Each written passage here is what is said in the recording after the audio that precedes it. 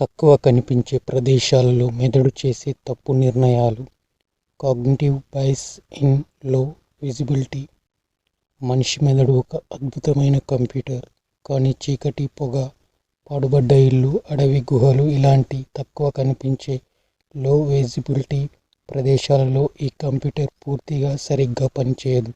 ఎందుకంటే మెదడు సాక్ష్యాలు కనిపించకపోతే ఊహలు సృష్టించడం మొదలు పెడుతుంది. ఇదే కాగ్నిటివ్ బైస్ ఇన్ లో విజిబిలిటీ. మెదడు ఖాళీని భయంతో నింపుతుంది. చీకటి లేదా కనిపించని ప్రదేశం చూస్తే మెదడు ముందుగా ఒక ప్రశ్న అడుగుతుంది. అక్కడ ఏమి ఉందో నాకు కనిపించడం లేదు. అది ప్రమాదమా?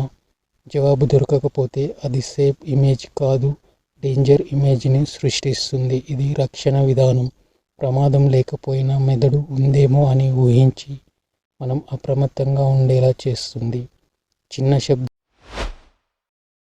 పెద్ద ప్రమాదంలా అనిపించడం. చీకటిలో వచ్చే చిన్న శబ్దం కూడా వెంటనే మెదడు వాల్యూమ్ పెంచి వినిపిస్తుంది. ఆకులు రాసుకున్న అడుగుల శబ్దంలా, గాలి తగిలిన ఎవరో దగ్గరగా వస్తున్నట్టుగా, ఇంటి లోపల ఎవరో ఉన్నట్టు అనిపిస్తుంది. కారణం మెదడు చూపు లేకపోవడం వల్ల వినికిడి శబ్దాలను ప్రమాద సిగ్నల్గా అంచనా వేస్తుంది. తెలియకపోవడం ప్రమాదంగా పరిగణించడం. మనిషి మెదడు తెలియని పరిస్థితిని అపాయంగా గుర్తించేలా తయారైంది. దీనిని నెగిటివిటీ బైస్ అంటారు.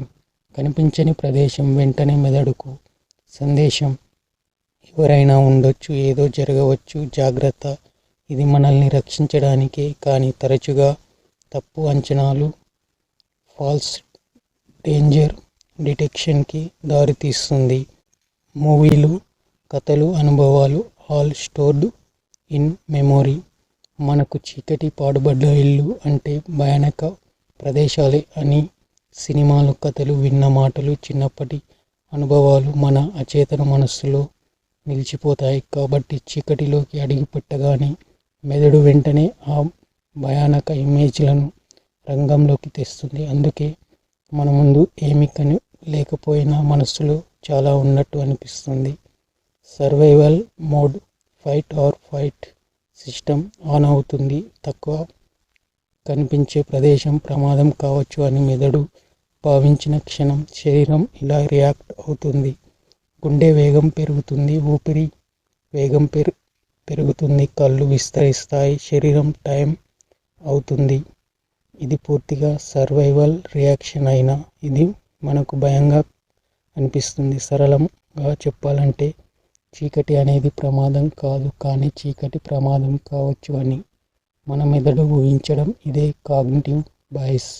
ఇది ఒక తప్పు అంచనా, కానీ సహజమైన కాపాడే ప్రయత్నం లాంటిది.